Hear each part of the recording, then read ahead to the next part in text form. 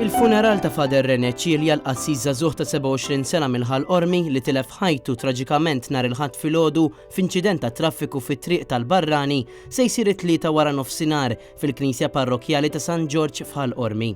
Fader René kien involut f'inċident ta' traffiku bejn 3 karozzi waqt li kien sejjer iservi fil-parroċċja taż-Żejtun fejn kien viċi kappillan. Ħafna kienu dawk li kienu xxukjati b'din l-aħbar traġika li ħażdet il-ħajja ta' saċerdot żagħżugħ li kien dejjem bitbissima.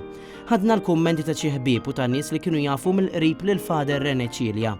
Alessandra De Crespo u Fader André Zaffarese tkellmu dwar Fader René waqt il-programm .net fuq Net Television. Huwa bniedem li ma jidħol f'kamra jimlija meta ġieli ma kienx jiġi għal-lectures kont induna li mhux qiegħed għax hu bniedem diffiċli tgħid kien imma għax għaddu ħaj f'qalbna hekk.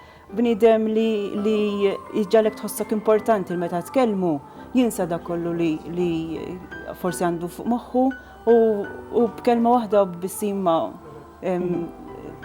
kien ġalek tħossok aħjar. Persuna li dejjem jitbissem, persuna li jkellem il-kulħadd, li biex ngħidu hekk jittanta lil kulħadd, kien persuna dħulija. Tkellimna wkoll ma' Fader Anthony Fitzpatrick. Il-vojt li ħalla ġi jintelab l-istess tama li juħalla f'kull persuna li kellha x-xogħol li tintaqa' miegħu. Ħadna wkoll ir-reazzjoni bit-telefon ta' Fader Jonathan Farrugia li jinsab il-Vatikan. Ħsat, lekin nistax ngħid kelmu fra, għajt mibluħ ġurnata sħiħa u għadni s'issa ma nistax naċċetta diffiċli ħafna li nemmen li René u kien nafu dejjem mimli ħajja issa m'għadux magħna. Maronja Xkembri li taħdem fl-Università ta' Malta wkoll għandha memorja mill-isbaħ ta' Fader René. Karattru ferriħi ħafna, dejjem tivvinta xi attività, dejjem ikunu li jixpruna li ssir attività u jiġi fisem sħabu jitlob il-permess biex ikun parti minn kull ħaġa li nagħmlu.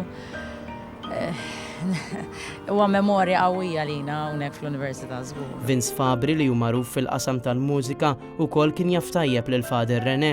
Kien bniedem li kemm fil-kitba u kemm fl-arti fuq it-pinġija kien jinqala ħafna.